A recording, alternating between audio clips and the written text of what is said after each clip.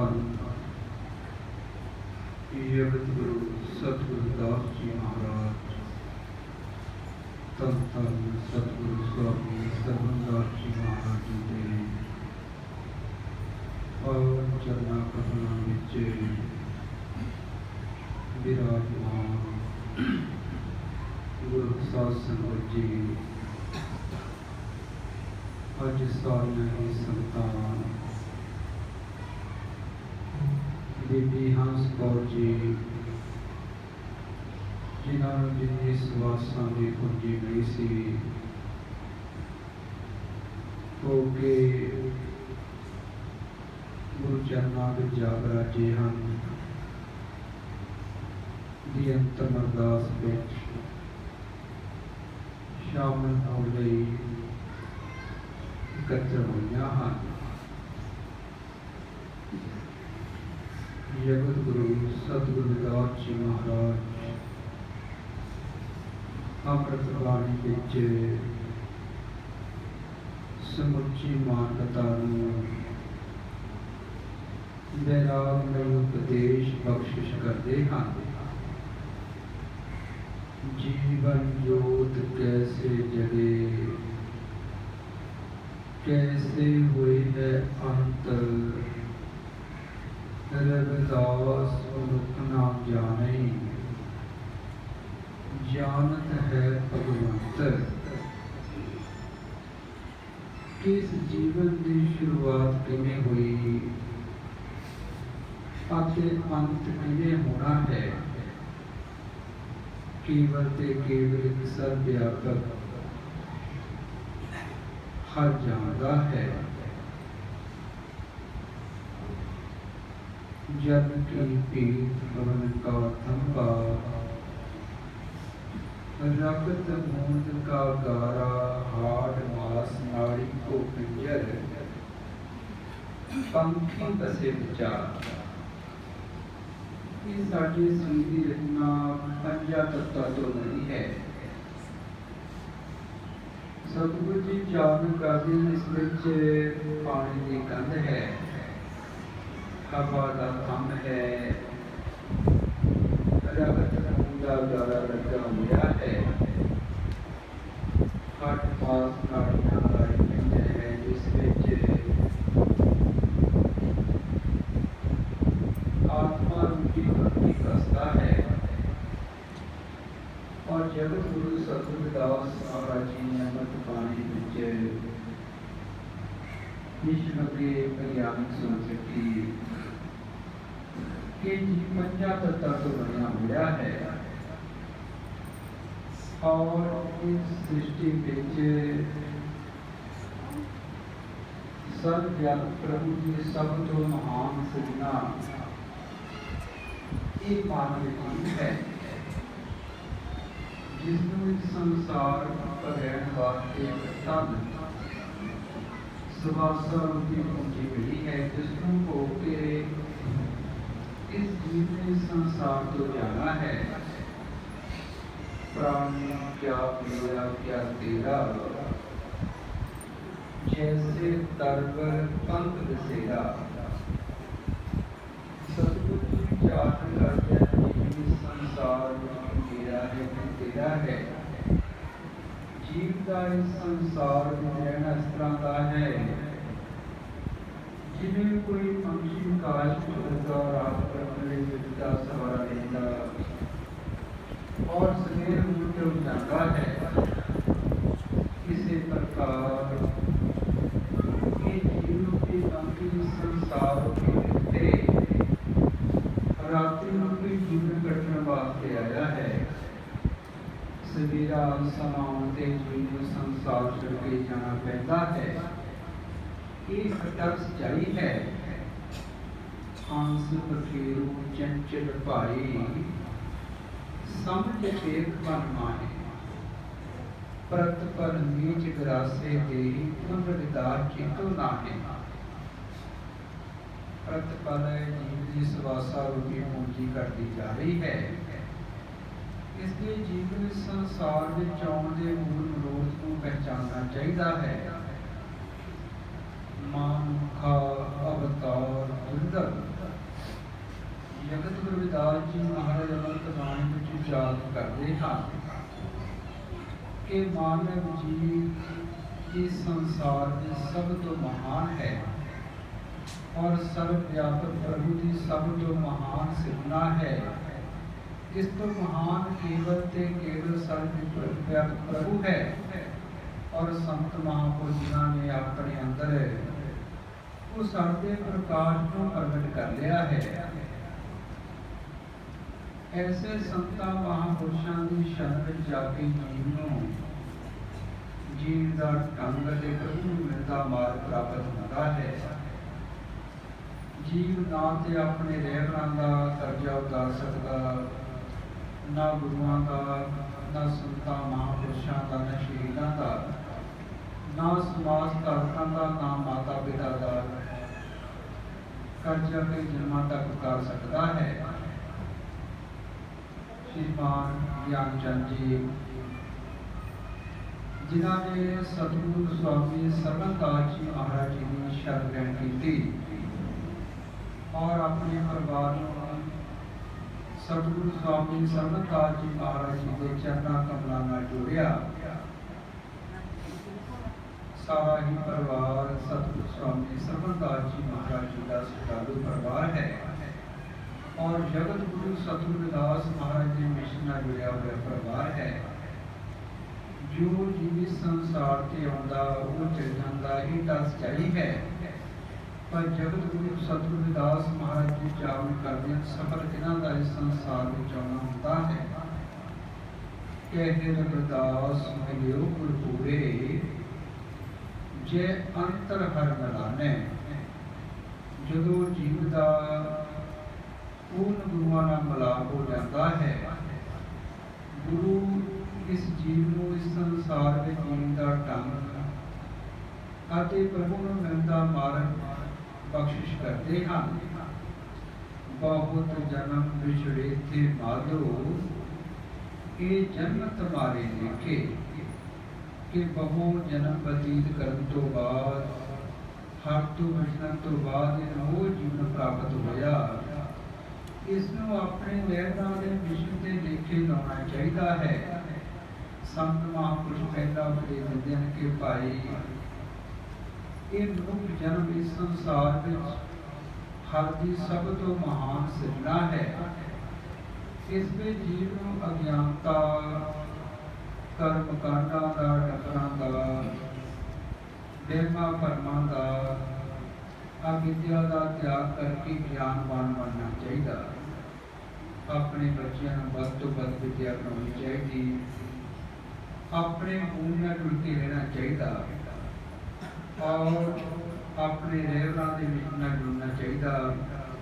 बड़ियां दा सत्कार, छोटियां नाल प्यार, अपने माता पिता की सेवा और जीवन विच मेहनत करके अगे बढ़ना और शब्द की कमाई करनी। जो जीव संतां महापुरुषों के दसे उपदेश से चलता है, अमृत देवदा नाम सत चार जुगों में पास सत संतोष धारण करो कहत पैर विदास। अमृत वेले उठ के गुरु की मूर्ति का ध्यान, गुरु के शब्द का अभ्यास और जो वर्णात्मक शब्द गुणात्मक शब्द तब्दील हो जाता है, ये जीव अपने अंदर ज्ञान का प्रकाश कर लेता है, इसका होना सफल हो जाता है। कोई भी जीव इस संसार में मर के मुक्त नहीं होया। जगत गुरु रविदास महाराज जी ने अपना कल फैसला दे दिता, कह रविदास अलास तुम्हारा जो हम सहरी सुगी हमारा। जो जीव सब तरह के बंधना चो मुक्त खलास हो जाता है, वो अध्यात्मक बेगमपुरे वतन का वासी बन जाता है। जीवत मुक्त सदा निर्वाण, जीव इस जीवन में मुक्त होकर हमेशा रहने वाले निर्वाण पद को प्राप्त कर लेता है। जिन्हें लोग अपने रहबरां नूं समर्पित हैं, वो दुनिया के किसी भी कोने में बैठे गुरुआं दी चुंगी लेके जाते हैं। कहते हैं जगत गुरु सतगुरु रविदास महाराज संसार ਵਿੱਚ ਆਏ ਸਦੀਆਂ ਤੋਂ ਮਾਨ ਵਿਰੋਧੀ ਭੇਦ ਭਾਵ ਵਾਲੀ ਵਿਵਸਥਾ ਦਾ ਸਤਿਗੁਰਾਂ ਨੇ ਖੰਡਨ ਕੀਤਾ। श्रीलंका तो लेकर सौदिया तक जाके मान समान समान विश्व भाईचारे का हर संगठन करता उपदेश विश्व के लोगों को बख्शिश किया और सदियों तो प्रचलित मानव विरोधी व्यवस्था का खंडन किया और सर्वव्यापी प्रभु वाली व्यवस्था और बेगमपुरे वतन के संकल्प वाली व्यवस्था का विश्व को स्नेहा दिता। बेगमपुरा शहर को नाओ दो नहीं बैठाओ। जगत गुरु सतगुरु रविदास महाराज जी विश्व के पहले ऐसे महारहबर जिन्होंने पूरे विश्व को बेगमपुरे वतन बनाने का संकल्प दिता और मानवी अधिकारों की गल की कि विश्व के हर कोने में हर जीव पराधीनता गुलामी भेदभाव तो मुक्त होकर मानवी अधिकारों का आनंद अनुभव कर सके। इसे करके जगत गुरु सतगुरु रविदास महाराज के क्रांतिकारी समाजवादी कल्याणकारी अध्यात्मक उपदेशों को श्रवण करके अनगिनत राजे महाराजे सारे वर्गों के लोग जगत गुरु रविदास महाराज के चरणों कमलों में झुके और रविदासिया कौम भारत की सब तो बड़ी कौम है। जगत गुरु सतगुरु रविदास महाराज जी के विश्व भर में गुणा पैरोकारों को रविदासिया धर्म विश्व पद्धर से पहचान मिली है जिसका प्रचार प्रसार विश्व भर में बहुत तेजी हो रहा है।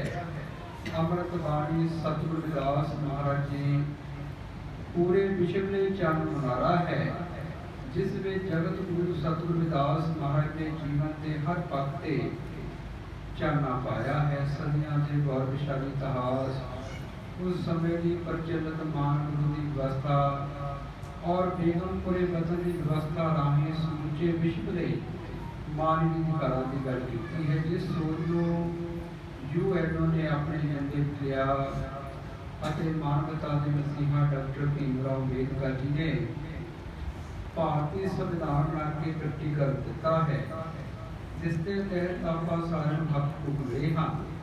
जेकर असं अपन आने वाली जनरेशनों कुछ भेट दे के जाना है तो सानू संविधानक हकों से पहरा देना पड़ेगा।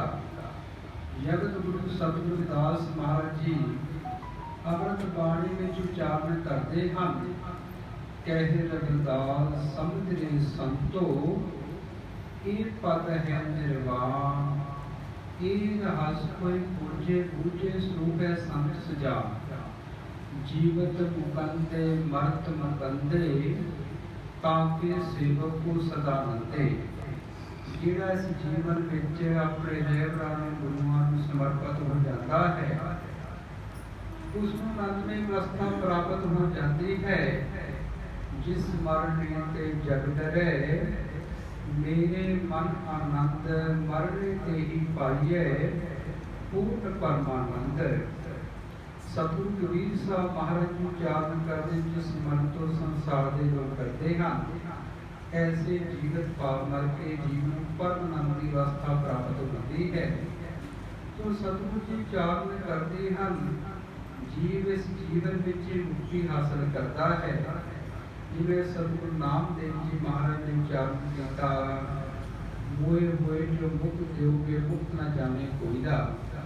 जिस वेले महाराज जी को मान गुरुजिया ने मंदिर चो बाहर कढ़ता तो महाराज उच्चारण किया मेरे में मुक्ति का कोई फायदा नहीं और महाराज के चरणों में सारे वर्गों के लोग झुके। तो गुरु प्यारी साध संगत जी जिहड़े लोग इस संसार में जाके अपने रहबरां दे मिसलां जुड़ जाते हैं चाहे समाजिक फिट हो चाहे धार्मिक चाहे राजनीतिक उन्होंने हमेशा ही कामयाबी मिलती है। तो जगत गुरु सतगुरु रविदास जी महाराज उच्चारण करते हैं कि आप सारे मोह जीवन प्राप्त होया है ਇਹ ਕਦੋਂ ਸਾਕਾਰ ਹੁੰਦਾ ਹੈ? ਜਦੋਂ ਜੀਵ ਆਪਣੇ ਜੀਵਨ ਵਿੱਚ ਆਪਣੇ ਰਹਿਬਰਾਂ ਦੀ ਵਿਚਾਰਧਾਰਾ ਨੂੰ ਧਾਰਨ ਕਰ ਲੈਂਦਾ ਹੈ। तो गुरु प्यारी साध संगत जी जीव संसार में आउंदा है और उसनों सवासा रूपी पूंजी मिलती है और जगत गुरदास जी महाराज चाल करने दामश सह सहांस 21 हर तीर्थ जाने ते जाहे वे 21,600 सवास हर जीव का ये जीवन रूपी खजाने तो घट रहा है। इसने सतगुरां ने उच्चारण किया एक बेनती मेरी पूंजी राख मुराद। सतगुरु जी आप परमात्मा स्वरूप सन जिन्होंने अमृत बाणी की शुरुआत तो की तो ही मोही मोही तो ही अंतर कैसा। ये हर चीज आप विच और मेरे विच और आप विच कोई अंतर नहीं है। तो सतगुरु जी चारण करते हैं भी हर चीज आप मेरी सुवासा रूपी पूंजी रखिया करो ताजो इस वासा रूपी पूंजी आपने सिमरन विच लगे। तो गुरु प्यारी साध संगत जिहड़े सवास अपने गुरुआं दे मिशन ते मानवता की सेवा लई लग जाते हैं वो सफल हो जाते हैं। जिहड़े संसार विच अपने समाज लई और मानवता लई कुछ करके जाते हैं उन्होंने हमेशा याद रखा जाता है। जीव अपने माता पिता का कर्जा कई जन्मों तक नहीं उतार सकता, खास करके माता का। माता कितने दुख सह के अपने बच्चों को पालती है और अपने ते कितनी कष्ट चलती है। माता का बहन जी कई जन्मों तक नहीं कर सकता। तो गुरु प्यारी साध संगत जी बीबी हंस कौर जी जिन्हें सवासा ने पूंजी ली सी के गुरु चरणों में जा राजे हाँ। मैं जगत गुरु सतगुरु रविदास जी महाराज और सतगुरु स्वामी सरबनदास जी महाराज जी के पावन चरणों करना में अरदास करता हाँ कि महाराज जी इतिहास कौर जी अपने चरणों में निवास देना और बाकी सारे परिवार को अपने चरणों करना जोड़ी रखना पाना मंदा पर बख्शे करना। जपो जी सतनाम जय गुरुदेव।